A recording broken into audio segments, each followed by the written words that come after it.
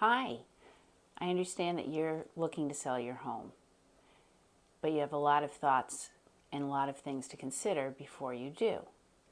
One would be the current market value of your home, and the other would be the equity in your home. So when you find those two things out, then you can make a decision as to whether you want to sell or not. In some cases, you're relocating and you have to sell no matter what. But if you have a choice and you're trying to figure out the best steps, then call a real estate agent, have them give you a current market evaluation of your home. That means what it'll sell at in today's market. And then if you have a mortgage, subtract that out, any closing costs, and that should be your net profit or your home equity, what you'll walk away with at the closing table. That's always important to know before you move ahead. Now, it's 2023. We've had a lot of interest rate hikes, and it's made a lot of changes for buyers. But I want you to know the inventory is still low, meaning there's not very many homes for sale, and there's still a majority of buyers in the market. So what does that mean? That means if you were to list your house today, you would have 20 buyers coming to your home, and maybe 5 would give you an offer. It would be nice if everybody did, but it just doesn't work out that way. Unless your house is in mint condition in a great location, and then it will. So how do you know when it's a seller's market?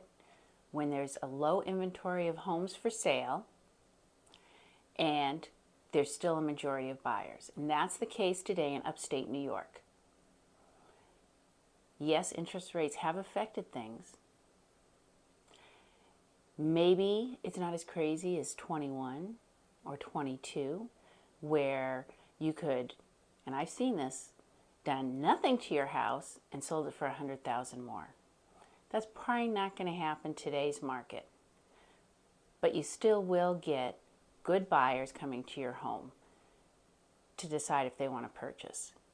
The thing is, the key thing is your listing price. If you overvalue your home, in other words, I give you a current market analysis of $300,000 and you come back to me and say, oh no, I know it's going to go for $350,000, okay? And you don't go with me, you go with someone else who just says, yes, yes, yes, I'm going to give you $350,000. Okay, buyers are smart. They can see everything. They know how many times you put it on the market. They can see if you've ever had any insurance issues. They look at the last time it was on the market and now, and they can see what changes you've made. And they decide if those upgrades are what they're looking for. But if you overprice it, they're not going to come look. Or if they come look, they're not going to give you an offer. I mean, I actually had a listing. I went with the seller, overpriced. We had 30 showings, and not one person gave us an offer. It happens. So you have to be smart. You have to be logical. Everybody wants a deal, right? So price it a little lower, not much. Bring them all in. They're all going to think they're getting a deal, and you'll have multiple offers. It works. Trust me on this. I'm in this business every single day.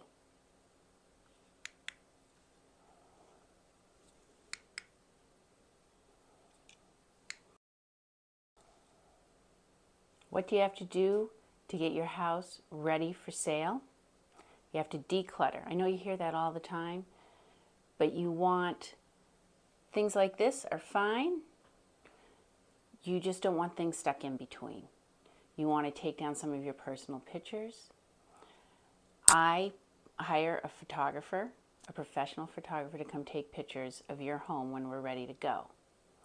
If there's something that needs to be fixed, get it fixed.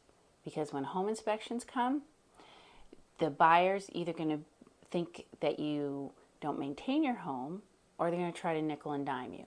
Or if it's a major item, they're going to want their guy to fix it, who may be more expensive than your guy. So give that some thought. When you walk into your home, act like you're a buyer. Pretend you don't know this house and take a really good hard look at it. Simple little things. And if you have a dishwasher leak, or I've actually seen ice makers be an issue. But if we disclose that in the beginning, it's not an issue. So always make sure you tell your real estate agent everything. And then you can decide together what really needs to be fixed and what doesn't. That would be my best advice to you. So when your real estate agent comes to your home to give you a current market analysis, and you pull out your phone and you say, oh, Zillow says my house is worth this much. Redfin says my house is worth this much. Those are just averages. They're not comparable. So what I'm saying is they pinpoint through GPS your home, and then they take a radius of 2 miles, 5 miles, 10 miles. They take all those sales, could be any kind of house, a yucky house, a mini mansion, and they average them and say, okay, your house is worth this much. But that's not really how it works. So when the agent or myself come to your house, we do a walkthrough. We walk around the outside, the inside, and before we even get there, we've already pulled up sales and pending sales and homes for sale around your area to see how they've sold. And then we'll give you an idea of how much your house will sell on market. And then we'll make a marketing plan. We will show you, I will show you the houses that I looked at so that you can see that they are comparable. Bathrooms, bedrooms, kitchen upgrades, condition, all those things are important.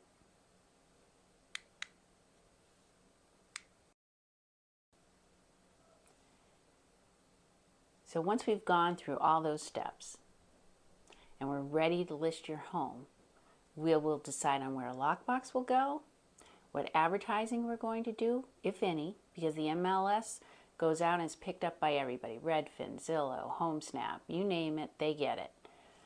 I'll do videos, put them on my YouTube channel, I'll put them on Facebook, Instagram, and draw more buyers. But we have to decide on a schedule, a showing schedule. So if your house is in really good condition, in a great neighborhood or location, then maybe we ask you to stay away for Saturday, Sunday, Friday night, Saturday, Sunday. Just be out of the house, go to your families, and we open it up for showings for those 3 days and see what happens. And then we can decide Monday through Friday the next week, if we don't have any offers, what that showing schedule will look like. Okay, are you ready to sell? If you are, give me a call. You can text me with questions, and there should be a PDF with all the details of what encompasses selling your home, just for you. Look for it below.